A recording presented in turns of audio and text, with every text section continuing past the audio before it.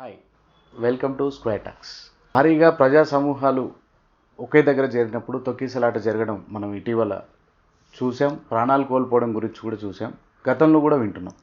అయితే ఇలాంటి క్రౌడ్ అంతా ఒకే దగ్గర చేరి స్టాంపేడ్ లాంటి సంఘటనలు జరగకుండా ఎలాంటి జాగ్రత్తలు తీసుకోవాలి, దానికి ఉన్న ప్రొసీజర్ ఏంటి, వీటన్నిటి గురించి ఈరోజు మనకు తెలియజేయడానికి రిటైర్డ్ ఐపీఎస్ ఆఫీసర్ రెడ్డన్న గారు మనతో ఉన్నారు. ఆయన మాటల్లోనే ఇవన్నీ వారిని అడిగి తెలుసుకుందాం. సార్, ఒకసారి మన వ్యూవర్స్కి అర్థమయ్యేట్టుగా క్రౌడ్ మేనేజ్మెంట్ అంటే ఏంటి? ఇప్పుడు మామూలుగా తిరణాలు అనుకోండి, అక్కడ క్రౌడ్ వస్తారు, అది అందరికీ తెలుసు, సంవత్సరంలో ఒకసారి అక్కడ జరుగుతుంది అని. దాని మేనేజ్మెంట్కి పోలీసు వాళ్ళు ముందుగానే ఈజీగా ఇంతమంది లాస్ట్ ఇయర్ 2 లక్షల మంది వచ్చారు, ఈ ఇయర్ 4 లక్షల మంది వస్తారు, ఈ ఇయర్ వెదర్ బాగలేదు, వర్షాలు పడుతున్నాయి, తక్కువ మంది వస్తాయి, ఇలా అలా వాళ్ళు అంచనా వేసుకొని దాని ప్రకారంగా బందోబస్తులు వేస్తారు. ఒకటి. రెండోది, ఎక్కడైనా ప్రొసెషన్ జరుగుతుంది, ఒక మినిస్టరో ఒక సీఎంఓ ప్రైమ్ మినిస్టరో వస్తాడనుకో, పబ్లిక్ మీటింగు అంటే ఆ పబ్లిక్కి ఎంతమంది వస్తారనేది ఇంటెలిజెన్స్ ద్వారా పోలీసులకు తెలుస్తుంది. దాని ప్రకారం వాళ్ళు బందోబస్తు చేస్తారు. సపోజ్ ఒక సినిమా యాక్టర్ వచ్చారనుకోండి, ఆ సినిమా యాక్టర్ వచ్చేదానికి ఏమిటి ఎంతమంది వస్తారు ఆయన కూడా ఏదైనా, ఇప్పుడు సినిమా యాక్టర్ రావాలన్నా, ప్రైమ్ మినిస్టర్ వచ్చినా, లేదు తిరణాలు జరిగినా ఎస్టిమేషన్ అంటూ ఒకటి ఉంటుంది. అదే కాకుండా మేము ఈ విధంగా వస్తాం, ప్రైమ్ మినిస్టర్ వస్తే ఎట్లా వస్తాడు, హెలికాప్టర్లో వస్తాడు, ఏడో దిగుతాడు, అక్కడి నుంచి వెన్యూకి కారులో వస్తాడు, క్లోజ్డ్ కారులో వస్తాడు, లేదు చెయ్యి ఊపుతాడు, పోతాడు. సరే, అదే తిరణాల్లో అయితే ఇదేం ఉండదు, జనాలంతా ఒకేసారి వస్తారు, అక్కడ ఇక్కడ పోతారు, 10 దారుల నుంచి వస్తారు, 10 దారుల నుంచి పోతారు. అది పోలీసులకు తెలుసు కాబట్టి ఆ విధంగా బందోబస్తు చేస్తారు, ఎందుకంటే అనాదిగా ఆ బందోబస్తు వస్తూ ఉంటుంది. సపోజ్ ఇప్పుడు క్రౌడ్ మేనేజ్మెంట్ అనే దాంట్లో మీకు చార్మినార్లో 2007లో బాంబ్ బ్లాస్ట్ అయింది. ఎవ్వరికి తెలియదు, బాంబ్ బ్లాస్ట్ అవుతుందో తెలియదు, ఏమవుతుందో తెలియదు. బాంబ్ బ్లాస్ట్ అయిన తర్వాత చల్లా చెదిరైపోయిన వాళ్ళు ఆ ఉక్రోషాన్ని కోపాన్ని తట్టుకోలేక దాదాపు 4,000 మంది నుంచి 5,000 మంది రాళ్ళు కర్రలు ఏదో పట్టుకొని అక్కడున్న షాపులందరినీ ధ్వంసం చేయడానికి మొదలుపెట్టారు. ఓకే. ఎందుకు? కోపము, అగ్ని. అంటే మనోళ్ళు చాలామంది అక్కడ ఏముంటే పుకార్లు వేస్తాయి, అంటే ఆ బాంబ్ బ్లాస్ట్ అయింది, 100 మంది అక్కడ యాక్చువల్గా చనిపోయింది 6 మంది 7 మంది చనిపోయినారు, 50-60 మందికి ఇంజురీస్ అయినాయి. దాంతో ఏమైపోయిందంటే అమ్మో 1000 మంది చచ్చారు, 100 మంది చచ్చారనే పుకార్లు రేపుతారు. దాంతో ఏమైంది, కట్టెలు దించుకున్న ఆగ్రహంతో అక్కడున్న హైదరాబాద్ బ్రాందీ షాపును పగలగొట్టారు. అట్లా పెట్రోల్ పంపులో దాదాపు 60,000 లీటర్ల పెట్రోల్ ఉంది, 40,000 లీటర్ల డీజిల్ ఉంది. అట్లాంటి దాన్ని నిప్పు పెట్టాలి అని వాళ్ళంతా సమూహమై నిప్పులు పెడుతున్నారు. ఆ టైంలో ఏం చేయాలి, అక్కడున్న మాకు ఏమీ అర్థం కాక దాని ముందు లాఠీ చార్జ్ చేసినాం, వినలేదు. ఎందుకంటే అక్కడ అన్ఎక్స్పెక్టెడ్, పోలీసు వాళ్ళు ఉండేది చాలా తక్కువ, ఫ్రైడే కాబట్టి బందోబస్తుకు కొంతమంది వచ్చారు, దాదాపు 100 మందో 50 మందో అన్నీ చేసి. అక్కడ 1000 మంది సమూహము ఆగ్రహంగా ఉన్నవాళ్ళు చేతుల్లో రాళ్ళు మారణాయుధాలతో వచ్చిన వాళ్ళని ఏ విధంగా లాఠీ చార్జ్కి లొంగలేదు, పల్లెట్స్ కొట్టారు, లొంగలేదు. లాస్ట్కి ఏం చేసాం, ఫైర్ ఓపెన్ చేసాం. ఎందుకు ఫైర్ ఓపెన్ చేసాం? వాళ్లను కాపాడడాని కోసము, వాళ్ళ ప్రాణాలకు ముప్పు వాటిల్లుతుంది. ఎందుకంటే పెట్రోల్ పంపుకు నిప్పు పెడితే వాళ్ళకి ఏం తెలియదు, ఆగ్రహంలో ఉన్నారు. అరే మన ప్రాణాలని మనమే హరించుకుంటున్నామనేది వాళ్ళు కోపంలో మర్చిపోయారు. అందుకే కోపం ఎప్పుడు పర్యవసానాలని గుర్తించదు, గ్రహించదు. సో వాళ్ళ 60,000 లీటర్లు 40,000 డీజిల్లో 60,000 లీటర్లు పెట్రోలు తగలబడి ఉంటే ఏమయ్యేది, ఎన్ని 100 మంది చనిపోయేవాళ్ళు. దాన్ని ఆపడానికి కోసం ఫైర్ ఓపెన్ చేస్తే 3-4 చనిపోయినారు, టోటల్గా 9 మెంబర్స్ ఎంతో డైడ్. సో దాన్ని మేనేజ్ చేయడానికి పోలీసులు ఈ పర్యవసానానికి దిగాల్సి వచ్చింది. సార్, మీరు ఇప్పుడు అదొక డిజాస్టర్ కంట్రోల్ లాగా దాన్ని చేసేసారు, అంటే ఒక పెద్ద విధ్వంసంగా జరిగే సంఘటనని మీరు కూల్ ఆఫ్ చేయడానికి ఈ పని చేశారు. అసలు జనరల్గా అంటే మీరు ఇంతకుముందు చెప్పినట్టు రెగ్యులర్గా జరిగే ఈవెంట్స్కి మీకు ఒక ఐడియా ఉండి ఉంటుంది, లేదంటే ప్రోటోకాల్ ప్రకారం జరిగే ఈవెంట్స్కి మీకు ఒక ఐడియా ఉండి ఉంటుంది. కాకపోతే ప్రైవేట్ ఈవెంట్స్ ఉంటాయి, వాళ్ళు ఆర్గనైజ్ చేయాలనుకుంటారు, లేదంటే ప్రైవేట్గా ఇప్పుడు సభలు చేయాలనుకుంటారు, లేదంటే ఒక స్టార్ హీరో, ఇప్పుడు మీరు అన్నట్టు ఒక స్టార్ హీరో ఒక ప్రీ రిలీజ్ ఈవెంట్లు అని ఇప్పుడు జరుగుతున్నాయి.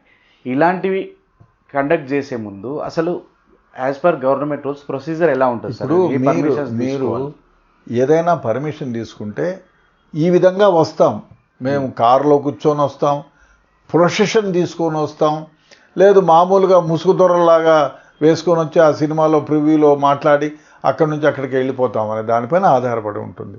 మీరు ఏమి చెప్పకుండా మేము సినిమాకి వస్తాం, సినిమా చూసేసి వెనక్కి వస్తాం అన్నారే అనుకోండి, అప్పుడు ఏం చేస్తారు, థియేటర్ దగ్గర 15 మందో 20 మందినో పోలీసు వాళ్ళని పెడతారు, అంతే కదా. మేనేజ్, ఎందుకంటే సినిమా థియేటర్ వరకు కారు పోతుంది, ఆ కారులో దిగుతారు, సినిమాలో కూర్చుంటారు, అక్కడ ఆయన చుట్టూ 10 మందో 20 మందో 25 మందో కానిస్టేబుల్ ఎస్ఐలు ఎవడో ఉంటే అది ఆ క్రౌడ్ మేనేజ్ చేస్తారనేటువంటి భావంలో మీరు ఉంటారు. అది మామూలుగా.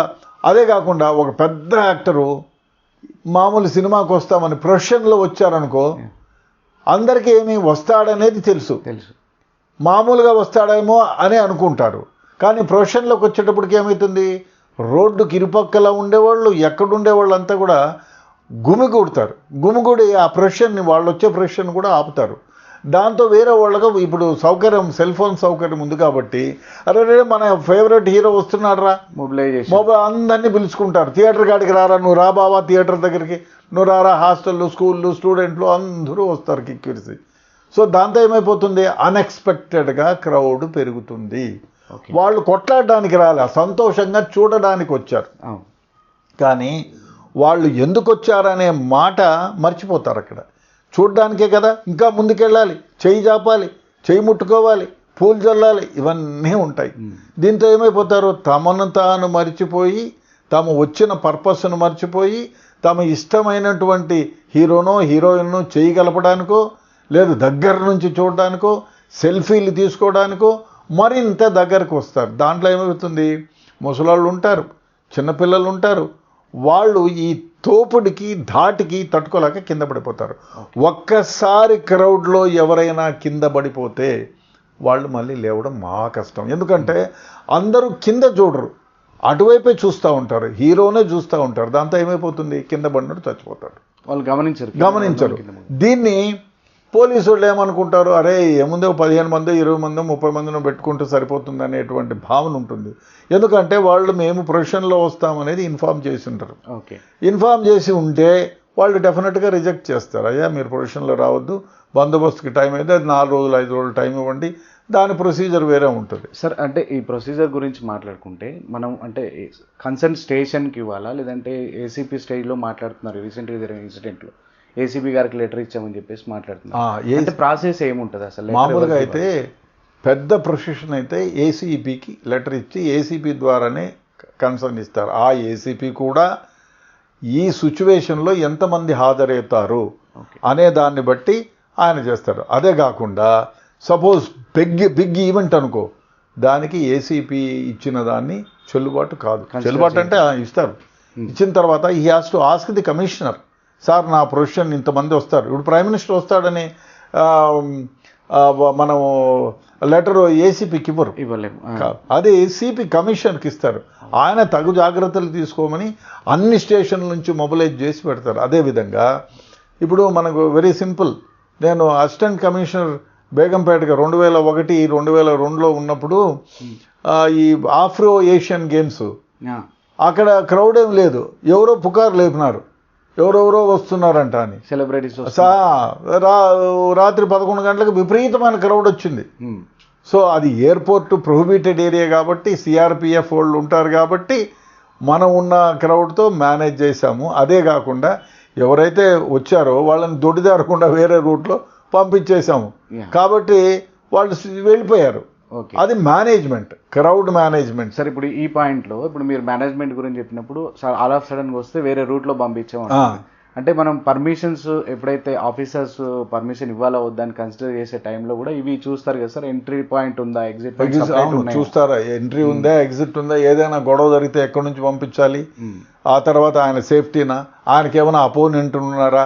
ఇప్పుడు సపోజ్ ఒక ప్రాక్షన్ లీడర్, ఒక మినిస్టర్ అయినాడు, ప్రొఫెషన్లో వస్తున్నారు, అప్పుడు ఏం చేస్తారు, వాడు ప్రాక్షన్లో వచ్చే ఆ లీడర్ని ఎవరైనా ఈ సందులో సమారాధనని కాల్చి చంపేదానికి కూడా ఆస్కారం ఉంటుంది కదా. వెరీ సింపుల్ ఎగ్జాంపుల్ చెప్తా. బాంబుల శివారెడ్డి అని ఒక మినిస్టర్ ఓకే ఇక్కడ సత్యసాయి కళ్యాణ మంటపంలో ఆయన పెళ్లికి పోయినాడు. పెళ్లికి వచ్చాడు 30 ఏళ్ల క్రితం, 27 ఏళ్ల క్రితం. కాదు, శ్రీనగర్ కాలనీలో సత్యసాయి కళ్యాణ మంటపంలో ఆయన పెళ్లికి వచ్చారు. పెళ్లిలో సమూహం మామూలుగా ఉంటుంది, 4,000-6,000 మంది దాకా. సో పెళ్లికి వచ్చిన వాళ్ళకి ఏముంటారు, కానిస్టేబుల్ ఉంటారు, 1-2 ఎస్ఐలు ఉంటారు. ఏదో బందోబస్తు పర్మిషన్, నామినల్ పర్మిషన్ తీసుకున్నారు, ఎన్క్లోజ్డ్ కాబట్టి. దాంట్లో ఏమైంది, ఈయన అపోనెంట్లంతా ఎక్కడెక్కడో నిలబడుకున్నారు. ముందే దారి కాచి వీడెక్కడో వస్తాడు, ఈ పక్క వస్తే నువ్వు బాంబు వేయాలా, ఇటువైపు వస్తే నేను బాంబు వేయాలా, ముందు నుంచి వస్తే నువ్వు బాంబు వేయాలా అని ప్రీ ప్లాన్డ్గా బాంబులు చేతిలో పట్టుకొని వాళ్ళు పెళ్లికి వచ్చిన వాళ్ళలాగా సెల్లువా కట్టుకొని వచ్చినారు. ఓకే. సో వీణ ఎంటర్ అయిన తర్వాత అనువైన ప్రదేశం చూసి ఒకడు బాంబులు వేస్తే వెనకల నుంచి ఒకడు ముందు ఒకడు బాంబులు వేసాడు. ఆయన నేను కాపాడలేకపోయినారు. పోలీసు వాళ్ళు ఉన్నారు, పర్మిషన్ తీసుకున్నారు, పెద్ద క్రౌడ్ కూడా కాదు, ఆయన చంపేశారు. అప్పుడు పోలీసు వాళ్ళు ఏమి చేయలేరు, పర్మిషన్ తీసుకున్నారు. ఎందుకంటే ఆయన్ను చంపాలి అనే ఉద్దేశంతో వచ్చినారు. ఓకే. కాబట్టి అతన్నే టార్గెట్ చేశారు, అతన్నే చంపారు, మిగతా వాళ్ళకి చిన్న చిన్న దెబ్బలు తగిలాయి. సో అంటే ఈ పర్మిషన్ ఇచ్చే ముందు బ్యాక్గ్రౌండ్ వెరిఫికేషన్ ఇలాంటివి జరుగుతాయి. ఆయన వస్తాడని తెలియదు, చెప్పలేదు, ఇన్ఫర్మేషన్ లేదు. పెళ్లికి పర్మిషన్ అంతవరకే. పెళ్లిలో ఎవరెవరు వస్తారో చెప్పాలి. లేదయా బాంబుల శివారెడ్డి వస్తాడు, ఇంకొక రామకృష్ణారెడ్డి వస్తాడు, ఆయన 25 మందిని చంపాడు, ఈ బ్యాక్గ్రౌండ్ ఏం లేదు కదా, లిస్ట్ అనేది లేదు. కాబట్టి నెవర్ ఎక్స్పెక్టెడ్. అందులో పెళ్లిలోకి వచ్చి ఎవరు చంపుతారు, శుభ కార్యక్రమం అవును అనే ఉద్దేశంతో అన్ఎక్స్పెక్టెడ్. సార్ ఇంకోటి, ఇప్పుడు రీసెంట్ ఇన్సిడెంట్ మీకు చూశారు, అల్లు అర్జున్ ఇన్సిడెంట్ చూశారు. Last minute of the court trial వరకు ఒక లెటర్ అనేది బయటకు రాలేదు. లాస్ట్ మూమెంట్లో ఒక అరెస్ట్ అయిన తర్వాత ఒక 2-3 అవర్స్ తర్వాత మేము ఆల్రెడీ ఒక లెటర్ ఇచ్చాము ఏసీపీకి అని చెప్పేసి ఒక లెటర్ బయటకు వచ్చింది. అయితే బయట తర్వాత ఇప్పుడు బెయిల్ వచ్చింది, మనం కోర్టులో ఉన్న మ్యాటర్ గురించి మాట్లాడేది ఏం లేదు. కాకపోతే కొంతమంది యూట్యూబ్లో కానీ మీడియాలో కానీ జనరేట్ అవుతుంది ఏంటంటే ఇప్పుడు టాక్, ఈ లెటర్ సడన్గా వచ్చింది ఫ్యాబ్రికేటెడా అని చెప్పేసి ఒక డౌట్ వచ్చింది. అయితే ఇది పక్కకు పెడితే జనరల్గా మనకి ఈ ఫార్మాట్ ఉంటుంది కదా సార్, ఇప్పుడు ఈ ప్రొసీజర్ ప్రకారం మనం ఒక రిక్వెస్ట్ ఇవ్వాలి, అప్లికేషన్ ఇవ్వాలి, పర్మిషన్ కోసం ఆన్లైన్లో పర్మిషన్ అప్లై చేయాలి, ఆన్లైన్లో డబ్బులు కట్టాలి, ఏ విధంగా వచ్చేది కూడా దాంట్లో రాసి ఉంటారు. సో దానికి మనం ఇచ్చే లెటర్ ఏమైనా గవర్నమెంట్ ఆథరైజ్డ్ లెటర్ అని ఉంటుందా సార్, లేకపోతే ప్రింట్అవుట్ లాగా పోలీస్ ఆఫీసరు అసిస్టెంట్ కమిషనర్ ఇస్తే అది ఆథరైజ్డే. కానీ మేము సినిమా థియేటర్కే వస్తామని ఇచ్చారా, మేము ఓపెన్ జీప్లో ప్రొఫెషన్ లాగా వస్తారా, అది ఏ విధంగా ఇచ్చారు? ఒకవేళ ప్రొఫెషన్ లాగా వచ్చి ఇస్తారు అని ఇచ్చి ఉంటే దానికి బందోబస్తు వేయాల్సిన అవసరం ఉంది. వేయాలి. ఎక్కడి నుంచి ప్రొఫెషన్లో వస్తాము, ఎంతమంది వస్తాము అనేది అక్కడ ఉండాలా. మామూలుగా మేము థియేటర్కి వస్తామని ఇచ్చారా, ఓపెన్ టాప్ జీప్లో ప్రొఫెషన్లో వస్తామని ఇచ్చారా, అది మోర్ ఇంపార్టెంట్ అక్కడ. సార్ ఒకవేళ ప్రొఫెషన్లో వస్తాము మేము అంతా ఒక ర్యాలీగా వస్తామంటే ఇప్పుడు మనం పోలీసు ఇలా రోప్ టీము ఇలాంటివి అరేంజ్ చేస్తాం, అన్నీ అరేంజ్ చేయాలా. ఎందుకంటే రోప్ టీం ఉండాలా, సెక్యూరిటీ టీం ఉండాలా, వాళ్ళు ఏ దారి నుంచి వస్తారనేది ఉండాలా. సపోజ్ రష్ ఉండే దారి అయితే ఈ దారి వద్దు, వెనకాల నుంచి రండి అని చెప్తారు, లేదు పక్క నుంచి రండి అని చెప్తారు, లేదు ఈ రోడ్డే మానేయండి అని చెప్తారు, లేదు ఈ బందోబస్తు వేయలేము మాకు కష్టమవుతుంది, ఇతర బందోబస్తులు ఉన్నాయి కాబట్టి I will not give you permission కూడా చెప్తారు. సరే ఇంకొకటి, ఈ ఇన్సిడెంట్ జరిగిన తర్వాత రకరకాలుగా న్యూస్ మీడియా మాట్లాడుతున్న తర్వాత కొంతమంది చెప్పేది ఏంటంటే అసలు రూల్స్ ఎక్కడ పాటించారు, డిపార్ట్మెంట్ నుంచి గవర్నమెంట్ నుంచి కూడా సరైన ప్రొవైడింగ్ లేదు కదా. ఒక రకంగా చెప్పాలంటే అంబులెన్స్ కూడా ఉండాలి ఆ ఏరియాలో, అంబులెన్స్ ఉంటే ఇన్సిడెంట్ జరిగిపోయేదంటే. ఇప్పుడు మనము థియేటర్ రిలీజ్ దగ్గర అంబులెన్స్ గురించి మాట్లాడుకుంటున్నాం, అసలు ఇంతకుముందు ఆ టాపిక్ ఎవరు మాట్లాడలేదు. అసలు ఎప్పుడు మనం అంబులెన్స్ ఒక మనిషి చనిపోయింది కాబట్టి అసలు ప్రొఫెషన్కి ఆయన ప్రొఫెషన్లో రావాల్సిన అవసరం లేదు ఇక్కడ. ఓకే, మామూలుగా వచ్చి సినిమా చూసుకొని పోవడానికే కదా. ఒకవేళ ప్రొఫెషన్లోనే వస్తామనంటే డెఫినెట్గా ఆ కన్సర్న్ ఏసీపీ తగిన జాగ్రత్తలు తీసుకోవాలి. సార్ అంటే ఇప్పుడు అంబులెన్స్ టాపిక్ వచ్చింది కాబట్టి అసలు ఈ అంబులెన్స్ అనేది ఏ ఏరియాలో అరేంజ్ చేయాల్సి ఉంటుంది సార్ ఇలాంటి మీటింగ్స్ అప్పుడు? ఇట్లాంటివి ప్రైమ్ మినిస్టర్ బందోబస్తు ఉందనుకోండి, ప్రైమ్ మినిస్టర్ కాన్వాయ్లో అంబులెన్స్ ఉంటుంది. ఎలక్షన్ కాకుండా మామూలుగా ఎలక్షన్ దానికైతే ఇవేం పాటించరు, ఎలక్షన్ కోడ్ వేరే విధంగా ఉంటుంది. ఓకే, సో మామూలుగా ఒక ఒక సీఎం వచ్చినా అంటే ఆయన దగ్గర డెఫినెట్గా ఒక అంబులెన్స్ ఉంటుంది. ఒక మినిస్టర్ ఎక్కడికైనా పోతారంటే ఆ వల్నరబుల్ ఏరియాల్లో నియరెస్ట్, ఇప్పుడు వరంగల్లో అనుకో, వరంగల్ కాదు, ఏదైనా వరంగల్లో ఒక 50 కిలోమీటర్ల దూరంలో ఒక విలేజ్ అనుకోండి. ఓకే. ఆ విలేజ్కి ఎవరైనా ఒక ఇంపార్టెంట్ మినిస్టరో ఒక సీఎంఓ అక్కడ పోతారు అనుకుంటే, ఇంపార్టెంట్ మినిస్టర్ పోతారనుకుంటే ఆ ఏరియా దగ్గరలో ఆయన సీఎంఏ అనుకోండి, ఆయన దానికి సంబంధించిన ఆయన బ్లడ్ గ్రూపు, ఆయన ఎమర్జెన్సీ అయితే బ్లడ్ ఎక్కడి నుంచి తెచ్చుకోవాలి, ఇవన్నీ కూడా ప్లాన్ చేస్తారు. ప్లాన్ చేసి అక్కడ పిహెచ్లో పెడతారు. అంటే ఓన్లీ విఐపి సెంట్రిక్ గా ఉంటుంది అంబులెన్స్ అనేది. అక్కడ ఉన్న పబ్లిక్ కి ప్రైవేట్ వాళ్ళు మీరు కావాలంటే, ఇప్పుడు నాకు డబ్బులు ఉన్నాయి, నేను పెద్ద ఏదో ఒక ప్రైవేట్ ఆర్మీని రన్ చేస్తున్నాను అనుకో, అప్పుడు నేను నా దగ్గర డాక్టరు ఉండే అంబులెన్స్ పెట్టుకోవచ్చు. అది మన ఇష్టం. సార్ ఇప్పుడు మోరోవర్ ఇప్పుడు ఒక ఇన్సిడెంట్ జరిగిపోయిన తర్వాత ఇప్పుడు బాధ్యులు ఎవరు అని చెప్పేసి వీళ్ళను వాళ్ళను వెతుకుతున్నారు కదా. జనరల్గా అసలు అన్ఈవెన్గా ఇన్సిడెంట్ ఒకటి జరిగినప్పుడు నిజానికి ఈ ఇన్సిడెంట్ వదిలేయండి, జనరల్గా అన్ఈవెన్గా ఒక ఇన్సిడెంట్ జరిగి ఉంటే, స్టాంపేడ్ జరిగి ఉంటే ఎవరిని బాధ్యతగా గుర్తించాల్సి ఉంటుంది? అది ఇన్వెస్టిగేషన్లో తేలుతుంది. ఇన్వెస్టిగేషన్ చేసి ఎవరు దీనికి బాధ్యత వహించాలి, ఎందువల్ల ఇది జరిగింది, ఎక్కడ జరిగింది, ఆ విక్టిమ్ ఎవరు, విక్టిమ్ అక్కడికి ఎందుకు వచ్చాడు. సపోజ్ విక్టిమ్ ఏదైనా సినిమా థియేటర్లో టికెట్లు కొనుక్కొని వస్తే he's authorized to go there, he has booked the tickets. కాబట్టి తప్పు అయింది కాదు. సపోజ్ బజార్లో పోయాడు దూరి ఎవరో తొక్కినారంటే డెఫినెట్గా ఆయన్ని కూడా కొంచెం రెస్పాన్సిబుల్. మీరు చెప్పిన పాయింట్ ప్రకారం రీసెంట్ ఇన్సిడెంట్లో రేవతి అనే ఆవిడ చనిపోయింది. ఆవిడ తన ఫ్యామిలీతో సహా మొత్తం అందరికీ ముందే టికెట్ బుక్ చేసుకుని ఉంది, ప్రీ బుకింగ్ ఉంది తనకి. సో తను ఇది ఎక్స్పెక్ట్ చేసి ఉండదేమో కదా సార్? అంటే డెఫినెట్గా చేసి ఉండదు. మరి ఆమె రోడ్లోకి ఎందుకు వచ్చింది థియేటర్లోకి పోకుండా అనేది ఇక్కడ ప్రశ్న. సో వాళ్ళ హస్బెండ్ చెప్పేది ఏంటంటే, అల్లు అర్జున్ వచ్చేకంటే ముందే మేము థియేటర్ గేట్ లోపల ఉన్నాము, ఒక్కసారిగా ఆయన రావడంతో ఇది జరిగింది ఇన్సిడెంట్. అంటే అంత క్రౌడ్ వచ్చేసింది, అంటే ఎవరు ఎక్స్పెక్ట్ చేయలే. అంటే ఇప్పుడు అల్లు అర్జున్ కానివ్వండి, చిరంజీవి కానివ్వండి, ఇంకోళ్ళు కానివ్వండి, అసలు ఆ ప్రొసెషన్లో వస్తామని చెప్పి పోలీసు వాళ్ళకి ఇంటిమేషన్ ఉందా అనేది చూడాలి. ఓకే. ఇంటిమేషన్ లేకపోతే, ఒకవేళ చెప్పిన తర్వాత కూడా ఇంటిమేషన్ క్లియర్ కట్గా ఇచ్చిన తర్వాత పోలీసులు పర్మిషన్ ఇచ్చి బందోబస్తు చేయలేదంటే డెఫినెట్గా పోలీసులు తప్పు. లేదు పర్మిషన్ ఇచ్చేసాము, ఈ ఇంటిమేషన్ వాళ్ళకి ఇవ్వలేదు అంటే డెఫినెట్గా ఆర్గనైజర్స్ ఎవరైతే ఉన్నారో వాళ్ళు అవుతారు. వైకేరియల్ డెఫినెట్గా కొంతవరకు బాధ్యుని చేస్తారు యాక్టర్ని కూడా. ఓకే సార్, ఇంకొకటి అంటే ఇప్పుడు మనము రకరకాల వాదనలు వింటున్నాం. ఇప్పుడు ఈ ఇన్సిడెంట్ తర్వాత ఎవరు అనాలిసిస్లు వాళ్ళు చేస్తున్నారు ఇదంతా. నా ఒక పర్సనల్ ఒపీనియన్ ఏంటంటే, క్రౌడ్ మేనేజ్మెంట్ అనే టాపిక్ గురించి జనాలకు ఏమాత్రం ఐడియా లేకపోవడం వల్ల ఇన్ని రకాల వాదనలు బయలుదేరినాయి కదా. అసలు క్రౌడ్ మేనేజ్మెంట్కి ఒక ఐడియా రావాలి జనాలకంటే ఎటువంటి ఓరియంటేషన్ ఇవ్వాలంటారు మీరు? డెఫినెట్గా ఇప్పుడు అయ్యా మీరు ఒక వ్యక్తిని చూడాలా, అది ఒక సినిమా యాక్టర్ని అనుకోండి, యాక్ట్రెస్ని అనుకోండి, is it necessary to go there and see him? Okay, పర్సనల్గా అది ఆలోచించుకోవాలి. ఒకటి అది ఆలోచించుకోవాలి. ఎందుకంటే హెల్త్ బాగాలేని ఉంటారు, ముసలోళ్ళు ఉంటారు, కాళ్ళ నొప్పులోళ్ళు ఉంటారు, వీక్నెస్ ఉండేవాళ్ళు ఉంటారు. వీళ్ళు తోపుళ్ళకి చూడు అక్కడికి వచ్చేవాళ్ళు తాగేసి ఉంటారు, రౌడీ మూకులు ఉంటారు, చైన్ స్నాచింగ్ చేసే దొంగలు ఉంటారు, సందులో సమారాధనగా పిట్ పాకెట్లు కొట్టేవాళ్ళు ఉంటారు. ఇన్ని రకాలే ఉంటారు. కాబట్టి మనం జాగ్రత్తగా ఉండాలా. లేదు మనం వీక్గా ఉండం, తోసేస్తే కింద పడిపోతాం, నాకు బీపీ ఉంది, షుగర్ ఉంది అనుకునే వాళ్ళు దూరంగా నుంచి చూసి లేదా నీ ఫోటో చూసుకుంటే పోతుందిలే బాబు అని ఈ వాళ్ళు ఆలోచన చేసుకున్నటువంటి వ్యవస్థ ఉండాలి. వాళ్ళు ఆలోచన చేసుకోవాలి. నేను ఇంత క్రౌడ్లో పోతే ఎవడన్నా తోస్తే కింద పడిపోతే తొక్కేస్తే చంపేస్తారు కదా అని.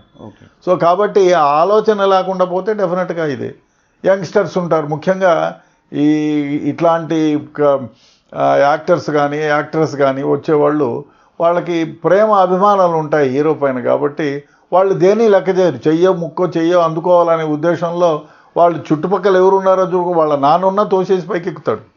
సో కాబట్టి అక్కడికి చేరే జనాలు మనం పర్పస్కి ఎందుకు పోతున్నాము, ఆ పర్పస్లో మనకు సాల్వ్ అవుతుందా, ఆ పర్పస్ వల్ల మనకి ఏమైనా నష్టం జరుగుతుందా, ఆ పర్పస్ వల్ల నేనేమైనా హానికి గురవుతానా, లేదు నా పిట్ పాకెట్ కొట్టేస్తారా, నా చైన్ లాగేస్తారా అనేది ఆలోచన చేసుకోవాలి.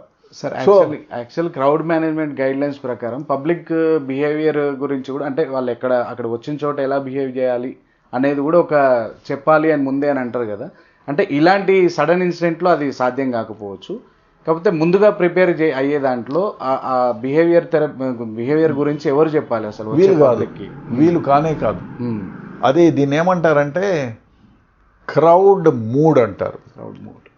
ఎందుకంటే క్రౌడ్లో మీరు 100 మంది ఒకటి జై అనగానే అందరూ జై అంటారు, ఒకటి చెప్పు ఇసరంగానే అందరూ చెప్పులు ఎదులుతారు. అవును అవును, అర్థమైందా? మాబ్ మెంటాలిటీ అంటారు. ఈ మాబ్ మెంటాలిటీ ఒకడు ముందుకు నెట్టి చేతులు అడ్డుకోవాలంటే అందరూ చేతులు పెడతారు. ఓకే, అంటే తను చేసే పనిని వాడు మర్చిపోతాడు. అంటే సార్ ఇప్పుడు ప్రయర్గా కొంత జాగ్రత్త కాషన్ తీసుకొని సైన్ బోర్డ్స్ లాంటివి కానీ, లేకుంటే మైక్లో ఇలా ఉండండి ఇది అనౌన్స్ చేయడం వరకు కానీ, అలాంటివి ఎంతవరకు కంట్రోల్ చేయొచ్చు? కొంతవరకే. అంటే అక్కడికి వచ్చే mob mentality is very quite different. Okay, ఇప్పుడు మంచోడిని కూడా నువ్వు చెయ్యెత్తి ఒకడు కొడితే ఆ 100 మంది చేతులు లేస్తావని కొట్టడానికి ఆలోచన చేయరు, విచక్షణాజ్ఞానాన్ని కోల్పోతారు. That is mob mentality. ఎందుకు కొడుతున్నాడు వాడు తెలియదు, వాడు రాయేసినాడు మనం వేయాలా, వాడు చెయ్యన్నాడు మనం చేయాలా. ఓకే, అది మాబ్ మెంటాలిటీ.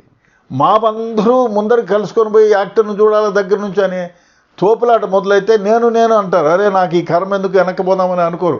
అదే మనసులోకి వస్తే ఈ తోపులాట ఉండదు, ఈ చావులు ఇదంతా ఏముండవు. ఓకే సార్, ఇంకోటి ఇప్పుడు ఒక ఎగ్జాంపుల్, నేనే ఒక ప్రైవేట్ ఈవెంట్ కండక్ట్ చేస్తున్నాను అనుకోండి, నేను ఎలాంటి జాగ్రత్తలు అంటే అక్కడ ఉన్న ప్రెమిసెస్ గురించి కానీ, సైన్స్ కానీ, కాషన్స్ కానీ, లేకుంటే పర్మిషన్స్ గురించి కానీ మీరు కొంచెం దాని గురించి ఎక్స్ప్లెయిన్. ఇప్పుడు సపోజ్ నేనే ఒక హీరోను ఎవరో ఒక ఫలానా దగ్గరికి వెళ్ళాలి, లేదు ఒక పెద్ద అట్రాక్టివ్ పర్సన్ ప్రైమ్ మినిస్టర్ ఎవరో అనుకోండి, దానికైతే వాళ్ళకు వేరే అఫిషియల్గా పోయే వాళ్ళకైతే వేరే టీం ఉంటుంది, 1 వీక్ ప్రకారం పోతారు. ఎంత టీం వస్తుంది, ఆయన ఎవరైనా చంపేవాళ్ళు. ఇప్పుడు కెనడీని పైన అంతస్తులో నుంచి కాల్చి చంపారు. అవును, కాబట్టి అట్లాంటివి ఏమైనా జరుగుతాయా? అందుకే ప్రైమ్ మినిస్టర్ లాంటి వాళ్ళు వచ్చినప్పుడు బిల్డింగ్లన్నీ ఖాళీ చేయిస్తారు. ఖాళీ చేయించి అక్కడ పోలీసు వాళ్ళని పెడతారు. వాళ్ళకు బైనాకులర్ ఉంటుంది, వెపన్ ఉంటుంది. ఎందుకంటే ఎవరైనా ఏమైనా చేస్తే ఎవెన్చువల్గా వాడిని ఎదుర్కోవడానికి. సో ఇట్లాంటివి ముందుగా ఆలోచన చేసి పెట్టేవి. అయితే అన్ఎక్స్పెక్టెడ్గా వచ్చారనుకోండి ఇట్లా, సో ఇది మేనేజ్ చేయాలంటే మహా కష్టం. ఎందుకంటే ఎక్స్పెక్ట్ చేయరు, క్రౌడ్ విపరీతంగా ఉంటుంది. అందులో ఆయనకి విపరీతమైన ఫాలోయింగ్ ఉంది. అందులో ఈ 2 ముందు వచ్చిన సినిమా ఏం పేరు, అది పుష్ప 1, అందులో ఆయనకి మంచి పేరు వచ్చింది, బాగా యాక్ట్ చేస్తారని. సో దాంతో ఏమైపోయిందంటే మేము చూద్దామని.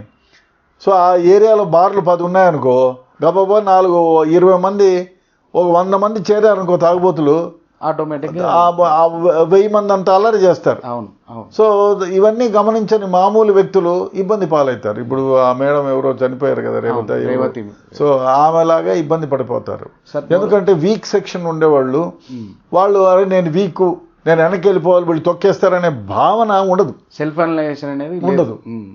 సార్ ఇంకొకటి, అంటే ఈ ఇన్సిడెంట్ ఎప్పుడైతే చర్చకు వస్తుందో, ఇప్పుడు ఈ పుష్ప 2 థియేటర్ సంధ్య థియేటర్ ఇన్సిడెంట్ ఎప్పుడైతే వస్తుందో, కొంతమంది అంటే వాదన కోసమా లేకపోతే ఏదా అని కానీ, చంద్రబాబు నాయుడు గారిది అప్పుడు పుష్కరాల అప్పుడు తొక్కిసలాట జరిగింది, ఆ ఈవెంట్ ఒకటి, హత్రాస్ బాబా బోలే బాబాది జరిగిన ఇన్సిడెంట్, ఇవన్నీ తీసుకొచ్చి దీన్ని కంపేర్ చేసి అక్కడ అరెస్టులు జరగలేదు కదా, ఇక్కడ ఎందుకు జరిగింది ఒక్కొక్కటి. అదే సార్ నేను అడిగేది ఏంటంటే వాటికి దీనికి ఉన్న కంపారిజన్ ఏదైనా ఉందా, లేదంటే డిఫర్గా చూడాలా? ఇప్పుడు అక్కడ పుష్కరాల సంగతి వేల సంఖ్యలో జనాలు వచ్చేది తెలుసు, ప్రభుత్వం కూడా బందోబస్తు ఏర్పాటు చేస్తుంది. అక్కడ ఏమవుతుందంటే మూఢభక్తి ఒకటి ముందుకు వస్తుంది. అక్కడ హీరో లేరు, విలన్ లేరు, ఎవరు లేరు.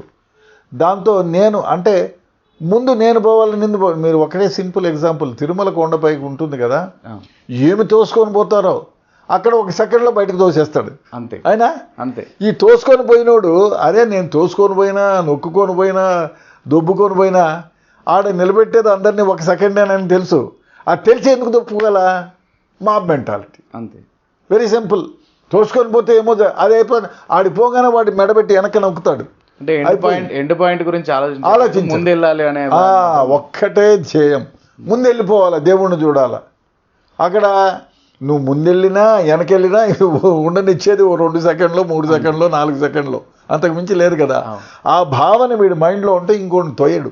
ఓకే సార్, ఇప్పుడు రామ్ గోపాల్ వర్మ లాంటి డైరెక్టర్లు కూడా ట్వీట్ చేశారు. అంటే దేవాలయంలో తొక్కిసలాటే అట్లా అయితే దేవుణ్ణి బాధ్యుని చేస్తారా? అయితే ఎలా ఇది అసలు ఎలా కన్సిడర్ చేయాలి? ఎవరిని బాధ్యుని చేసి అంటే అది తొక్కిసలాట అంటే అరేంజ్మెంట్ చేసినారు కాబట్టి అరేంజ్మెంట్ చేసేవాళ్ళు దాని గురించి ఆలోచన చేయాలి. అది దేవుణ్ణి బాధ్యని చేస్తారా? ఇది రాంగ్. అంటే వాళ్ళ పర్సెప్షన్ ఏంటంటే స్టాంపేడ్ జరిగినప్పుడు ఎవరు బాధ్యత వహించాలని ఇన్వెస్టిగేషన్లో తేలుతుంది కదా. ఇప్పుడు నువ్వు పర్మిషన్ తీసుకోకుండా గబుక్కనే వచ్చేసి లేకపోతే నువ్వు చెప్పేది ఒకటి చేసేది ఒకటి చేస్తే నిన్నే బాధ్యుని చేస్తారు. ఓకే, అది దేవునికి దానికి సంబంధం ఏముంది? కంపారిజన్స్ ఇలా వస్తున్నాయి. అసలు చేస్తారులేండి, రామ్ గోపాల్ వర్మ గారు నేనే చేస్తా ఏముంది, అందరూ చేస్తారు. అదే సార్, మీ ఎక్స్పీరియన్స్ తో చెప్పండి, రిలేటివిటీ ఎంత ఉంది? సింపుల్గా ఎగ్జాంపుల్ చెప్తా. మేము ఫ్రైడే రోజు బాంబ్ బ్లాస్ట్లో బందోబస్తు నిర్వహిస్తున్నాం. ఓకే, అక్కడ బాంబ్ బ్లాస్ట్ ఎవడో బాంబు పెట్టిపోయినాడు, మాకు ఎవరు పెట్టినారో తెలియదు. బాంబ్ బ్లాస్ట్ అయింది, వేల మంది గుమిగూడిన ప్రదేశం. అయిన తర్వాత వాళ్ళు వెళ్ళిపోయిన తర్వాత అక్కడ నుంచి కోపోద్రేకులైనటువంటి వేల సంఖ్యలో మనుషులు రాళ్ళు కర్రలు తీసుకొని మీద పడేది అన్ఎక్స్పెక్టెడ్, ఎవరేం చేయలేరు. ఓకే, సో దాన్ని ఇప్పుడు 100ల సంఖ్యలో పోలీసులు ఉన్నాయి. ఎందుకంటే ఎక్కడి నుంచో 100 సంఖ్యలో ఉంటారు, మక్కా మసీద్ చుట్టుపక్కల ఉంటారు, ఆ ఓల్డ్ సిటీ మొత్తం ఏరియాలో ఉంటారు. కానీ అక్కడొకడు ఉంటాడు. వాళ్ళని 5,000 6,000 మందిని ఎలా ఆపగలుగుతారు? ఇది అన్ఎక్స్పెక్టెడ్. That is. అదే కాకుండా మాబులో మనం ఎందుకు పోతున్నాం, అక్కడ బాంబ్ బ్లాస్ట్ అయింది, చాలామంది ఇబ్బంది పడినారు, వాళ్ళని హాస్పిటల్లో చేర్చాలా, బ్లడ్ తక్కువ వస్తే ఇద్దామా అనే మెంటాలిటీని మానేసి మన మాస్కులో, మన పవిత్రమైన మాస్కులో బాంబు పెట్టినారు, అందుకని మనం వీధిలో ఉండేటువంటి పెట్రోల్ పంపులు, బ్రాందీ షాపులు, బంగారు షాపులు అన్నీ దోచేద్దామంటే ఎట్లా? అంటే వాళ్ళు ఆలోచించే విధానం మారిపోతుంది. అందులో ఒకడు కుట్ర సంపరా అని అంటే అందరూ అదే పని. ఒకడు సెకండ్ ఇచ్చినానుకో అందరూ సెకండ్ ఇచ్చేదానికి పోతారు. This is called mob mentality. So అక్కడ కోపోద్రేకులైనటువంటి మనుషులు, వాళ్ళని మీరు నిలవరించడం సాధ్యం కాదు. ఓకే, సో దానికి ఏం చేసినాం, ముందు లాఠీచార్జ్ చేసినాం, బుల్లెట్లు కొట్టినాం, లాస్ట్లో ఫైర్ ఓపెన్ చేసి ఒక 4 కింద పడిపోయి చనిపోయిన తర్వాత కానీ వాళ్ళు ముందుకు రాలే. ఓకే, ముందుకే వచ్చి పెట్రోల్ పంపుకి అగ్గిపెట్టి ఉంటే 1000 లీటర్ల పెట్రోలు ఇది కాలిపోయి ఉంటే ఎంత విధ్వంసం జరిగేది. 1000 లీటర్ల పెట్రోలు కాలి బోర్స్ట్ అయి బయటకు వస్తే ఎన్ని వేల మంది, అక్కడ 5-6 వేల మంది ఉన్నారు, కనీసం ఒక 200-300 మంది అన్నా చనిపోయేవారు. ఒక బాంబ్ బ్లాస్ట్ కంటే ఎక్కువ ఉండేది. కాబట్టి ఆ ప్రదేశంలో వాళ్ళు ఎందుకు ఇప్పుడు అక్కడ బాంబ్ బ్లాస్ట్ అయింది, దానికి కారణం ఏంటి? ఎవరో ఒక దుండగులు చేసిన పని, వాళ్ళకి సహాయం చేయాలనేటువంటిది మర్చిపోయి ఎవరో చెప్తే ముందరకు వచ్చారు. సరే, ఇంకొకటి అంటే ఇప్పుడు ఇలాగా ప్రయర్గా ఇన్ఫర్మేషన్ ఇచ్చి అంతా జాగ్రత్తగా జరిగితేనేమో ఓకే, లేదు అలా ప్రయర్ ఇన్ఫర్మేషన్ లేదు, ఇలాంటి ఘటనలు జరిగినాయి, తర్వాత పడే పనిష్మెంట్ ఏంటి సార్? అలా ఎలా ఉంటుంది అసలు? ఇప్పుడు కేసును బట్టి ఆ కోర్టు ఏ విధంగా తీసుకుంటుంది. ఇప్పుడు ఆయన వచ్చారు, యాక్టర్గా ఆయన ఇన్ఫార్మ్ చేశారు, ఆయన ఏం తప్పు లేదనుకుంటే కొట్టేస్తారు. లేదు ఆయన కూడా రెస్పాన్సిబిలిటీ తీసుకోవాలనుకుంటే ఆయనకి ఏదో ఆ ప్రకారం కోర్టు ఆలోచన చేస్తుంది. అంటే ఇప్పుడు కొత్తగా న్యాయ వ్యవస్థ కూడా సెక్షన్స్ మారినాయి కదా, ఏ సెక్షన్ అట్రాక్ట్ అవుతుండొచ్చు ఒకవేళ? ఇప్పుడు వాళ్ళు ఏ విధంగా తీసుకుంటారో అనే దానిపైన ఆధారపడి ఉంటుంది. ఇప్పుడు సింపుల్ ఎగ్జాంపుల్ చెప్తా. మోహన్ బాబు గారి ఇంట్లో ఏదో ఇన్సిడెంట్, అది వాళ్ళ ఫ్యామిలీ గొడవ, వీళ్ళు పోవడము తప్పే. ఎవరు జర్నలిస్టులు అంటే వాళ్ళ కొడుకు పిలిచినారు కాబట్టి పోయినారు అత్యుత్సాహంగా. పోతే ఆయన మైకు తగిలిందో ఏమో, ఆయన కొట్టాడు, దాన్ని 307 వేశారు. అంటే ఆయనకు చంపాలనే ఉద్దేశం ఏముంటుంది? మోహన్ బాబు గారికి ఏముంటుంది? అది ఆవేశం. ఆయనకు నాకు తగిలింది, ఎవడో వీడని కొట్టాడు. ఆయనకు ఈ మైక్ పెట్టినోనికి ఏం ఉద్దేశం, ఆయన ఏం చెప్తాడో విందామనేటువంటి సదుద్దేశమే. ఈయనకి చెడ్డ ఉద్దేశం లేదు. అక్కడ కొట్టిన నాకు దెబ్బ తగిలింది, నేను ఇంత పెద్ద యాక్టర్ని అనే ఆవేశంలో ఆయనకి తిరిగి కొట్టాడు. ఆయనకి ఉద్దేశం లేదు. అది ఆయన ఏమని, ఆయన ఉద్దేశం అంటే నన్ను నా ఇంట్లోకి ప్రవేశించి నా ప్రైవసీని కోసం చేసి పైగా నన్నే ఇబ్బంది పెడుతున్నారనే ఉద్దేశంతో కోపం వచ్చి ఆయన వేశాడు. కానీ ఆయన కొట్టాలా చంపాలా కాదు, ఆయన మోటివ్ అది కాదు. మోటివ్ లేదు, ప్రిపరేషన్ లేదు. అది. అది 307 పెట్టారు. మరి అవును. అది జడ్జి రేపు పొద్దున్నే ఆలోచన చేసి 307 కిందకి వస్తుందా వేరే దాని కిందకి వస్తుందా అని అది ఆలోచన చేస్తారు. సార్ ఇప్పుడు మీరు ఒక కరోనా ముందు కానీ చూసుకుంటే ఒక ఇన్సిడెంట్ జరిగింది. అంటే నేను ఎందుకు ఈ క్వశ్చన్ అడుగుతున్నా అంటే లేటెస్ట్గా క్రౌడ్ పుల్లింగ్ అనేది రకరకాల వేస్లో అవుతుంది. ఇంతకుముందు ఏంటి మనకు మైకుల ద్వారా వీటి ద్వారా కరపత్రాల ద్వారా చెప్పేవాళ్ళు. సో వాళ్ళు పర్మిషన్ తీసుకున్నా తీసుకోకపోయినా పోలీసులకు ఒక ఇంటిమేషన్ లాగా దొరికేది, సమాచారం దొరికేది, ఇక్కడ క్రౌడ్ రాబోతుంది, ఇక్కడ క్రౌడ్ రాబోతుంది. కానీ ఇప్పుడు చాలా ఫాస్ట్గా సోషల్ మీడియాలోనే మనం అబద్ధాల మీడియా చెప్పేసుకుంటున్నారు మనం పలానా దగ్గర మొబిలైజ్ అవుదామని చెప్పేసి. అలాగే ఒక సోషల్ మీడియా కాకుండా కానీ టీవీలో ఒక రోజు ఏం జరిగిందంటే కరోనా కంటే ముందు ఒక బాబా ఎవరో పలానా ఆలయానికి వెళ్ళి పూజ చేస్తే పిల్లలు పుడతారేనో లేదంటే డబ్బులు వస్తాయని చెప్పేసి చెప్తే ఆల్ ఆఫ్ సడన్ మీకు ఐడియా ఉంటుంది విజయవాడ హైవే రూట్లో ఒక టెంపుల్ దగ్గర విభత్సంగా జనాలు వచ్చి నేషనల్ హైవే మొత్తం బ్లాక్ అయిపోయింది, ఇప్పుడు ట్రాఫిక్ జామ్ అయిపోయింది. అలాంటి ఇన్సిడెంట్లో ఏంటి అసలు అంటే పోలీస్ అప్పటికప్పుడు తెలిసి ఉంటుంది కదా, వాళ్ళు ఎలాగ తీసుకుని ఉంటారు మెజర్స్? ఇప్పుడు పోలీసులకి తెలియపరచకుండా చేస్తే డెఫినెట్గా ఆ బాబా పైన యాక్షన్ తీసుకోవాలి. ఎందుకంటే ఈ మెసేజ్ని ఎవరు పెట్టి పంపించారు, ఇంతమంది రావడానికి కారణం ఏమిటి?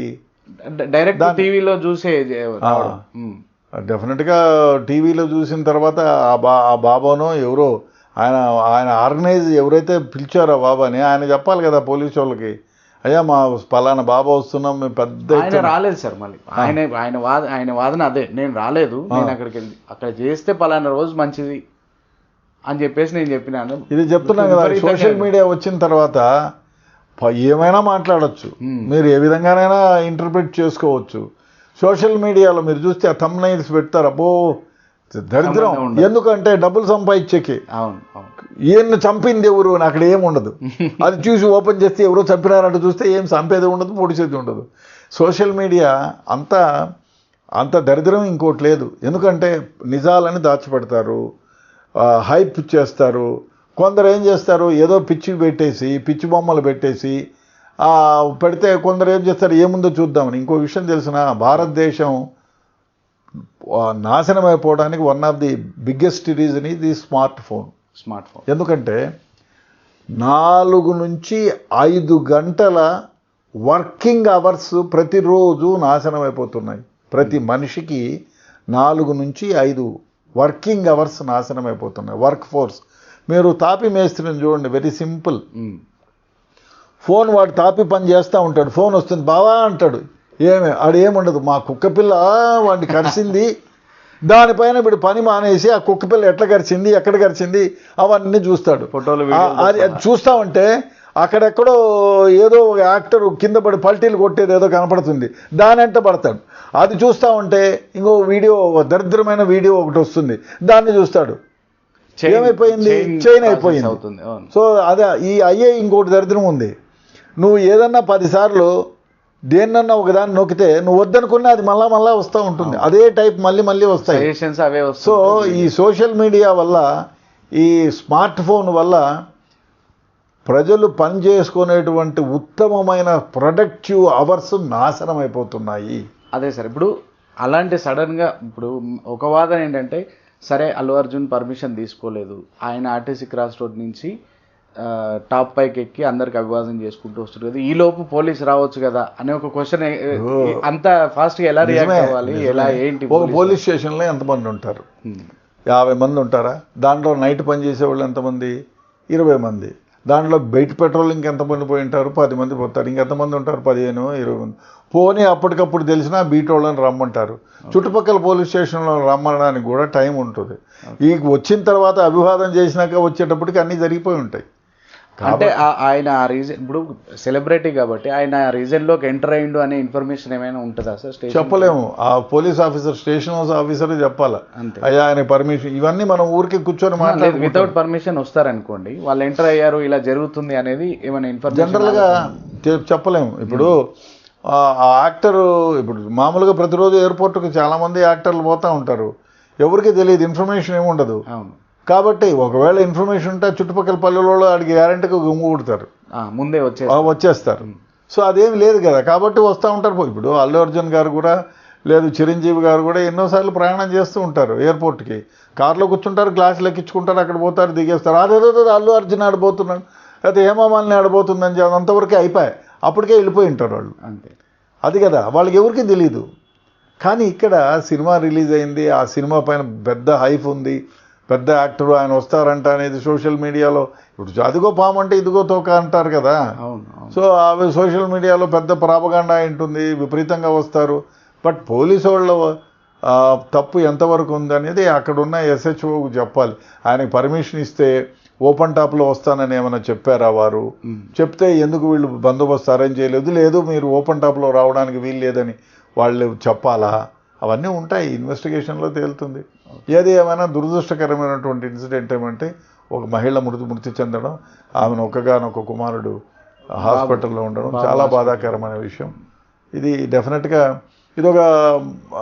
ఇదొక ఈ ఇన్సిడెంట్ 10 మంది గుర్తించి ఇక మీదట జరగపోకుండా ఉండడానికి ఇటువంటి ఏ విధంగా చేస్తే మేనేజ్ అవుతుంది అనేది ఇటు పోలీసులకు, అట్లు యాక్టర్స్కి, ఇటు పబ్లిక్కి కూడా డెఫినెట్గా ఒక ఇన్సిడెంట్ మైండ్లో ఉండి దీని గురించి ఆలోచన చేసే విషయం.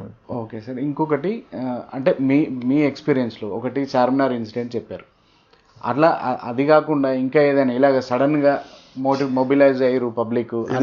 నేను 1979లో అనంతపూర్ జిల్లాలో పనిచేసే పోట్లమర్రి అని ఫ్యాక్షియస్ విలేజ్. ఓకే, ఆ కాలంలో ఏముంటాయి, ఒక జీప్ ఉంటుంది, ఓ బుల్లెట్ మోటార్ సైకిల్ ఉంటుంది, అంతకు మించి ఏముండవు. ఓకే, మేము ధర్మవరంకి పోతూ ఉంటే మధ్యలో రోడ్డుకి ఇటువైపు అటువైపు 200 మంది, ఇటువైపు 100 మంది రాళ్ళు వేసుకుంటున్నారు, బాంబులు వేసుకుంటున్నారు. ఫ్యాక్షియస్ విలేజ్. ఒక ఊర్లో 2 ఫ్యాక్షన్ గ్రూప్స్, రాళ్ళు బాంబులు. ఇంకా మనము ఉండేది 4-3, ఒక డ్రైవరు, కానిస్టేబుల్, హెడ్ కానిస్టేబుల్, ఏదో ఇద్దరు ఆఫీసర్లము. ఏం చేయాలా? ఆపకుండా ఉండలేము. ఈ కాకి దృష్టి చేసుకున్న తర్వాత ఎందుకు లేని చచ్చిపోయిన తర్వాత పోయి పంచనామా చేసుకుంటాము అనే పరిస్థితి ఉండేవాళ్ళకు కూడా ఉంటుంది, కానీ మాకు లేదు. ఎట్లయినా ఆపాలి. ఏం చేయాలా? రివాల్వర్ తీసి పైకి కాల్చేస్తా, చంపేస్తా, అట్లా గురిపెట్టి ఇక్కడ గురిపెట్టి లాస్ట్కు వాళ్ళని గాల్లోకి పేల్స్తే వాళ్ళు వెనక్కి 4 అడుగులు తగ్గితే వీళ్ళు పక్కకు పో అని చెప్పి అది రిస్క్ చేసుకొని, ఎందుకంటే వాడు బాంబు వేసేది అవతల వాడికి పడకుండా మన నెత్తిన పడితే మనమే చేస్తాం. దీన్ని ఆపడానికి ఐ థింక్ 1 hour 1.5 hours మేము స్ట్రగుల్ చేయాల్సి వచ్చింది. చేసిన తర్వాత పైగా ఏమంటే మనం ఫైర్ ఓపెన్ చేసాం కదా, దానికి మనం ఎక్స్ప్లెనేషన్ ఇచ్చుకోవాలి ఆఫీస్లో. అయ్యా నువ్వు ఫైర్ ఓపెన్ ఎందుకు చేసినావు? లేదు అంటే మామూలుగా కాల్చుకున్న టైంలో ఏదో నిజంగా చెప్తే ఈ విధంగా, లేదు అంటే డెఫినెట్గా దాని ఇన్సిడెంట్ని నోట్ చేయాలి, ఎఫ్ఐఆర్ కట్టాలి, అవన్నీ ఉంటాయి. దానికి మీరు కూడా మళ్ళీ బాధ్యుల్ని చేస్తారా? ఊరికే ఫైర్ ఓపెన్ చేయకూడదు. లాఠీ చార్జ్ చేస్తే దానికి ఒక ప్రొసీజర్ ఉంది. ఫైర్ ఓపెన్ చేసేకి ముందు లాఠీ చార్జ్ చేసినావా, ఇవన్నీ ప్రొసీజర్ ఉంటుంది. వాళ్ళని వెళ్ళిపోమని చెప్పావా, ఇదంతా పెద్ద ప్రొసీజర్. అంటే ఎట్లా సార్, ఇప్పుడు ఆల్రెడీ వాళ్ళు కాల్పులు ఒక రకంగా బాంబులు వేసుకున్నారు, నువ్వు ఏం చేసుకున్నా పోలీసు డ్రిల్ మాన్యువల్ని నువ్వు డెఫినెట్గా వర్తింపజేయాలా, అది చట్టం. అంటే ప్రాణాలకు తెగించైనా అది నువ్వు ప్రొసీజర్ ఫాలో కాకపోతే ఇప్పుడు మేము చార్మినార్లో బాంబ్ బ్లాస్ట్ అయినప్పుడు కూడా మా పైన జస్టిస్ భాస్కర్ రావు కమిషన్ వేశారు.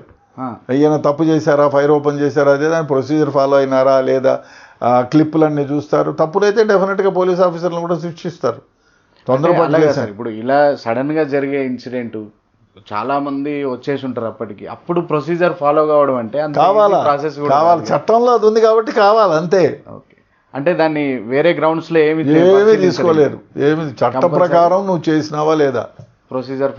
ఇప్పుడు ప్రైమ్ మినిస్టర్ మర్డర్ చేసినా మర్డరే, మన ఇంటి ముందు కూలిపోయి మర్డర్, ఈదులు ఉడిచేవాడు మర్డర్ చేసినా మర్డరే, తిరిగినట్టుని. ఓకే, ఇద్దరికి డిఫరెన్స్ ఉంది. ఇద్దరిని అరెస్ట్ చేయాల్సిందే, ఇద్దరిని కోర్టులో పెట్టాల్సిందే, ఇద్దరిపైన ఛార్జ్షీట్ వేయాల్సిందే. చట్టం ముందు ఎవరికి ఏమీ ఉండవు, మినహాయింపులు ఉండవు. అంటే అప్పుడున్న సర్కమ్స్టాన్సెస్ ని ఏమి చట్టం అందరికీ సమానము. అదే సార్, ఫైనల్గా ఇప్పుడు అంటే ఈ ఇన్సిడెంట్ అని కాదు, ఏ ఇన్సిడెంట్ అయినా కానీ బాధ్యులు ఎవరు, స్టాంపెడ్కి బాధ్యులు ఎవరు అంటే ఏ రకంగా ఇన్వెస్టిగేషన్లో వాళ్ళు చేస్తే తెలుస్తుంది. అంటే ఏమేమి ఉంటుంది సార్ ఇన్వెస్టిగేషన్ తెలుస్తుంది. ఏమి ఆయన ఎందుకు వచ్చారు, పోలీసులు తప్పుందా, అక్కడ స్టాంపేడ్ ఎందుకు జరిగింది, వేడు తప్పనేది ఇన్వెస్టిగేషన్ చేయాలి. మనం నోటితో మాట్లాడితే కాదు, ఇన్వెస్టిగేషన్లో ఏం జరిగింది అనేది అక్కడున్న పోలీస్ ఆఫీసర్ ఇన్వెస్టిగేట్ చేస్తారు, దాని ప్రకారం ఛార్జ్షీట్ వేస్తారు. తప్పు ఎవరిది అనేది మనం ఇక్కడ కూర్చొని అంటే సార్ ఇప్పుడు సీసీ కెమెరాలు ఇవన్నీ వచ్చినాయి కాబట్టి ఏదైనా అంటే కొంతవరకు ఇప్పటి వరకు చాలా వరకు ఇవన్నీ ఇన్వెస్టిగేషన్లో తోడ్పాటు అవుతాయి. పోలీస్ స్టేషన్లో ఉంటాయి, థియేటర్లలో ఉంటాయి, సో బయట స్ట్రీట్ నుంచి వస్తాయి. కాబట్టి ఇవన్నీ చూసి తప్పు ఎవరిదైనా చూసి తప్పు ఎవరిదైతే వాళ్ళపైన డెఫినెట్గా ఛార్జ్షీట్ వేస్తారు. ఓకే సార్, ఇంకొకటి అంటే అవుట్ ఆఫ్ ది సబ్జెక్ట్, కొంచెం అవుట్ ఆఫ్ ది సబ్జెక్ట్ వెళ్తున్నాను. ఇటీవల ఒక సీనియర్ మోస్ట్ అడ్వకేట్ ఒక అతను యూట్యూబ్లో చెప్పారు, ఇది చాలా అన్యూజువల్గా అరెస్ట్ జరిగింది, అన్యూజువల్గా బెయిల్ రావడం జరిగింది, ఇది ప్రాసెస్లో లేదు అంటే హైకోర్టు జ్యుడిషియరీ ఇష్టమయ్యా. నువ్వు నేనేం చెప్తావు, వాళ్ళు కాదనుకుంటే తీసేస్తారు. చట్టము ఇప్పుడు జ్యుడిషియరీని నువ్వు జ్యుడిషియరీని ప్రశ్నించాలనుకుంటే సుప్రీంకోర్టుకు పో. హైకోర్టులో బెయిల్ ఇచ్చినారు, ఇది తప్పు, జడ్జి తప్పని సుప్రీంకోర్టుకు పోమనండి. సార్ మీరు అంటే మీ మొత్తం సర్వీస్లో ఇంత ఫాస్ట్గా అరెస్ట్ అవ్వడము బెయిల్ రావడం అనేది చూసారా? ఓకే, వితిన్ 12 hours చాలా ఉన్నాయి. వితిన్ 12 hours ఇవి ఆ ఇన్సిడెంట్ ఎప్పుడు జరిగింది, చనిపోయి ఎన్ని రోజులు అయింది? చనిపోయి 7 days 10 days అయింది. అయితే అరెస్ట్ అవ్వడం కోర్టులో కూడా బెయిల్ ఇచ్చిన సందర్భాలు ఉన్నాయి కదా.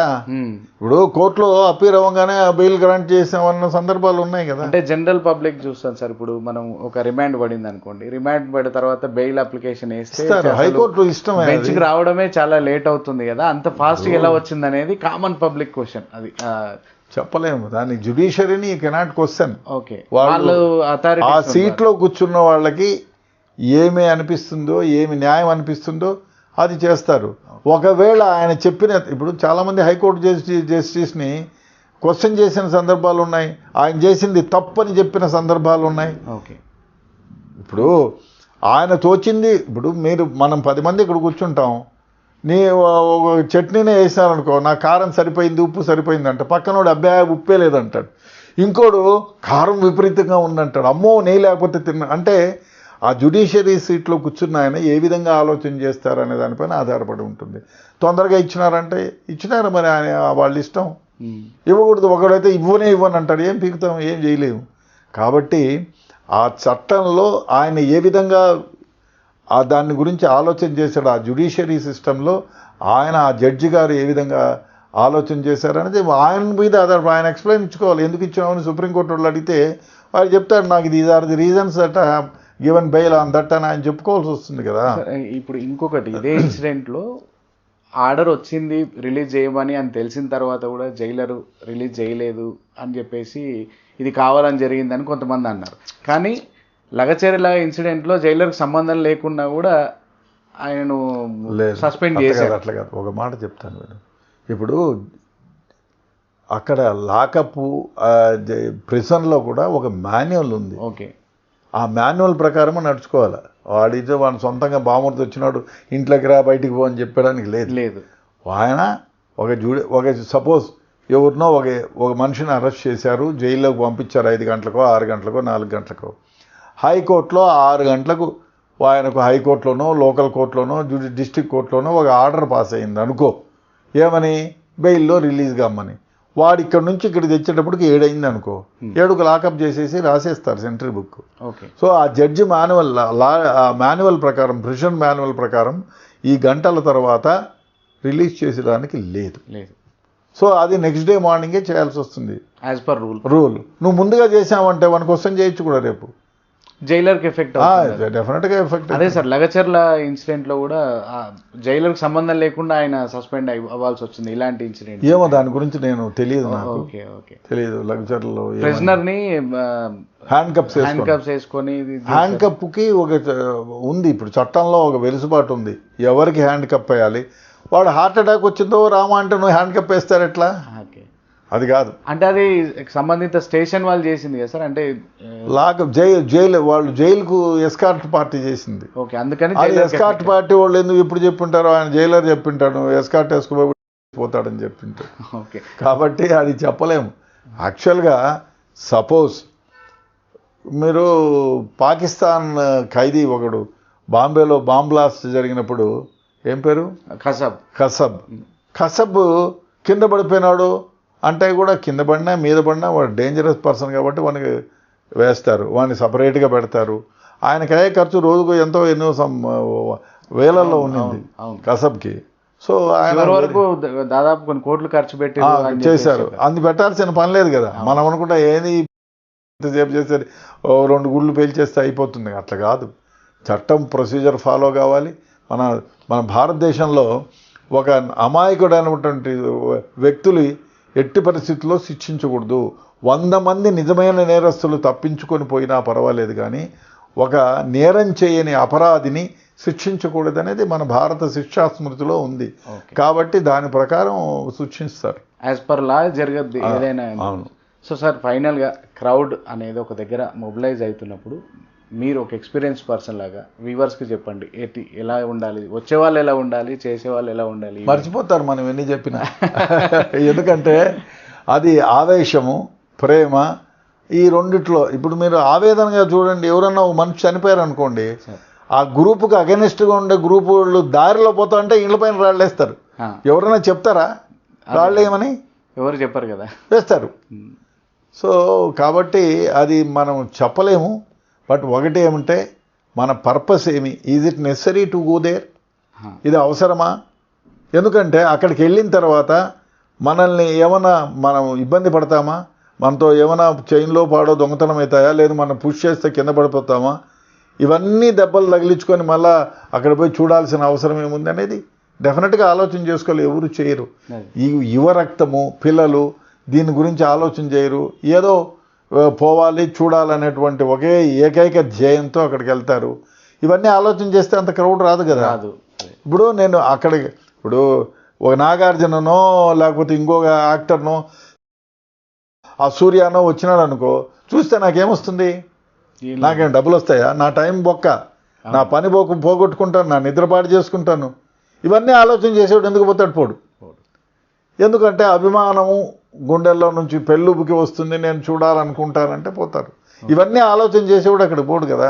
ఏదో సినిమాలో చూసుకుందాం, లేదా ఫోటోలో చూసుకుందాం, రేపు పొద్దున్న పేపర్లో వస్తుంది, లేకపోతే టీవీలో రికార్డ్ చేసి ఎవడో మీ బోర్డు ఛానల్ వాళ్ళు వేస్తారు, చూసుకుందాంలే ఎట్లా షర్ట్ వేస్తారు, ఎట్లా ప్యాంట్ వేస్తారని. ఇప్పుడు చిన్న మాట చెప్పనా, ప్యాంట్ ఎవరో చినిగిపోతే వేసుకున్నారు. ఇప్పుడు ప్రతి ఒక్కడు ఆ చినిగిపోయిన ప్యాంట్లు వేసుకుని దేశంలో డబ్బులన్నీ దానికే 5,000 10,000 పెట్టి వేసుకుంటున్నారు. అది ఏమిటి? ట్రెండ్. సో ఎవరు ఏ విధంగా బిహేవ్ చేస్తారో ట్రెండ్ని ఫాలో అవుతారు జనాలు. సార్ ఓకే, ఇది జనాల గురించి. సార్ ఈవెంట్ కండక్ట్ చేసే వాళ్ళకి అసలు పర్మిషన్ రావాలంటే పారామీటర్స్ ఏంటి? ఎలా మీరు యాక్చువల్గా ఏ సందర్భంలో మీరు చేస్తున్నారు, ఎంతమందిని ఎక్స్పెక్ట్ చేస్తున్నారు, దాంట్లో వచ్చే విఐపీలు ఎవరు, వాళ్లకు క్రౌడ్ పుల్లింగ్ ఉందా లేదా, వస్తే వాళ్ళకి అపోనెంట్లు ఎవరైనా ఉన్నారా, వీళ్ళపైన దాడి చేసే సందర్భాలు ఉన్నాయా? మీరు చాలా సందర్భాల్లో మీరు 1983లో ఎన్టీ రామారావు గారు బర్తరఫ్ అయినప్పుడు 84లో అనుకుంటాను, బర్తరఫ్ అయినప్పుడు ఆల్ ఆఫ్ ఎ సడన్ విపరీతంగా జనాలు ఎక్కడంటే గుమికూడి రాళ్ళు వేయడం అంతా చేశారు. ధర్మవరం టౌన్లో మేము ఫైర్ ఓపెన్ చేయాల్సి వచ్చింది, 2 చనిపోయారు. సో అది అన్ఎక్స్పెక్టెడ్. ఎందుకంటే అభిమానమైనటువంటి ఒక హీరో బర్తరఫ్ చేశారనేటువంటి ఉక్రోషంతో రైల్వే స్టేషన్ల పైన, మనుషులపైన, రైళ్ల పైన, పోయే బస్సుల పైన రాళ్ళు వేసినారు. వాళ్ళు ఏం పాపం చేసినారు? వాళ్ళు ఏం బర్తరఫ్ చేయలేరు కదా. This is called mob mentality. Sir ఇప్పుడు ఇది ఓకే అంటే మీరు పోలీసులు కానీ ఎవరైనా కానీ డిపార్ట్మెంట్ వాళ్ళు కానీ ఇంకా ఎవరికి పర్మిషన్ తీసుకోవాల్సి ఉంటుంది సార్? ఓన్లీ డిపార్ట్మెంట్ అయినా, లేదంటే ఈవెంట్ చేసే వాళ్ళు ఇంకా వేరే ఎలక్ట్రిసిటీ నుంచి కానీ వేరే ఏదైనా? ఇప్పుడు పెద్ద వైర్లు గీర్లు అవన్నీ తీయాల్సి వస్తుంది అనుకో, అప్పుడు ఎలక్ట్రిసిటీ వాళ్ళ పర్మిషన్ తీసుకోవాలా? ఓకే సార్, పోలీస్ వచ్చేసి వాళ్ళు ఈవెంట్ ఎక్కడైతే జరుగుతుందో అక్కడికి వెళ్ళి పరిశీలిస్తారా ముందు? డెఫినెట్గా పరిశీలించాలి. అక్కడ ఏం చూస్తారు? వచ్చే మొత్తం చుట్టుపక్కల ఏమున్నాయి అంతమంది. ఇప్పుడు ఒక చిన్న ప్లేస్లో 500 మంది పట్టే గ్రౌండ్లో 10,000 మంది వస్తారంటే తొక్కిసలాడడానికి చచ్చిపోరు. కాబట్టి they will not give permission. Okay, expectation ఎంత అని మిమ్మల్ని అడుగుతారు. ఆ వచ్చే వ్యక్తి ఇప్పుడు అతుల్ బిహారీ, విజయవాడలో అతుల్ బిహారీ వాజ్పేయి గారు వచ్చినప్పుడు వాళ్ళు ఎక్స్పెక్టేషను 50,000 మంది అనుకున్నారు, 2 లక్షల మంది వచ్చింది. అప్పుడు ఏం చేశారు? రోడ్లన్నీ కార్డన్ చేసేసి క్రౌడ్ని అటువైపు వెళ్ళనీయకుండా చేశారు. సార్ నేను ఇందాక అడిగింది ఇదే సార్, అంటే ఆల్ ఆఫ్ సడన్ గా మనకు తెలిసినప్పుడు కాదు, ఆల్ ఆఫ్ సడన్ కాదు కదా, 1 వీక్ బిఫోరే పోలీసు 1 వీక్ కాదు మనకు అనుకున్న దానికంటే ఆల్ ఆఫ్ సడన్ పర్మిషన్ ఇవ్వరు. ఎందుకు ఇస్తారు పర్మిషన్? ఇప్పుడు అప్లై చేసి రేపు పొద్దున్న అంటే పోలీసు వాళ్ళు 10 మందిని సృష్టించమంటే ఈశ్వరంగారావు లాగా ఇట్లాంటి వస్తారా? అలా జరగదు. అంటే ఆ మనుషులు కావాలంటే టైం ఇవ్వాలి. వేరే దగ్గర నుంచి పోలీస్ స్టేషన్లో ఎంతమంది ఉంటారు? ఆ వాళ్ళతో స్టేషన్ బట్టి ఉంటది. లేదు ఆ డివిజన్లో ఎంతమంది ఉంటారు? ఆ డివిజన్లో అందరినీ పుల్అప్ చేయలేము కదా. అవును. కాబట్టి ముందుగా పర్మిషన్ తీసుకుంటే అసెస్మెంట్ ఉంటుంది, ఎవరిని ఎక్కడెక్కడి నుంచి డ్రా చేయాలి ఉంటుంది, అదంతా ఉంటుంది. ఓకే. అంతగానే ఇప్పటికిప్పుడు పుట్టించమంటే పోలీసు వాళ్ళు అనవసరంగా బందోబస్తు అనేది arrange కాదు, కాదు. వీలు కాదు. Okay. Okay sir, thank you sir. Crowd management గురించి మీరు వివరాలు అందించినందుకు చాలా థ్యాంక్ యూ.